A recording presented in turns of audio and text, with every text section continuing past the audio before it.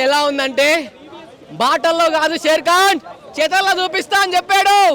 కానీ ఈరోజు నేను అనుకున్నాను ఏంటంటే ట్విస్ట్ ఏంటంటే మన బాహుబలి రిలీజ్ ఉంది కదా, కానీ మార్నింగ్ టైంలో పెడతారు అనుకున్నా కానీ లాస్ట్లో ఇది ఈవినింగ్ టైంలో పెట్టారు. ఆ టైంలో బాహుబలి ఫ్యాన్స్ ఉన్నారని చెప్పేసి, కానీ ఈవినింగ్ టైం రిలీజ్ చేయడమే కరెక్ట్ అనిపిస్తుంది.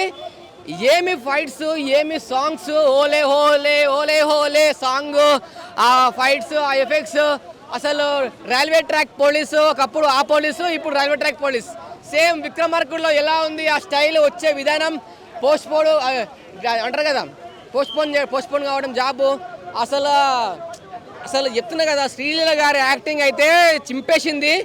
ఈ సినిమాలో మాత్రం క్లైమాక్స్లో ఉంటుంది ఒక ఫైట్, రాజేంద్ర ప్రసాద్ గారు వస్తాడు. రాజేంద్ర ప్రసాద్ గారు ఒక క్లైమాక్స్ ఫైట్ ఉంటుంది, ఒక్కొక్కరిని కాలుస్తుంటే ఆ ఓల్డ్ సాంగ్ పెట్టి బాబా ఏంటండి ప్రతి ఒక్కరి యాక్టింగ్, ప్రతి ఒక్కరి అసలు సాంగ్సే గూస్ బంప్స్.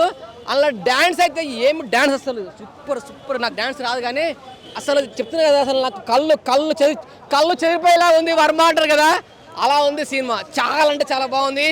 ఖచ్చితంగా ఇట్టు కొట్టింది, మాస్ జాతర ఇట్టు కొట్టింది, రాసుకోండి.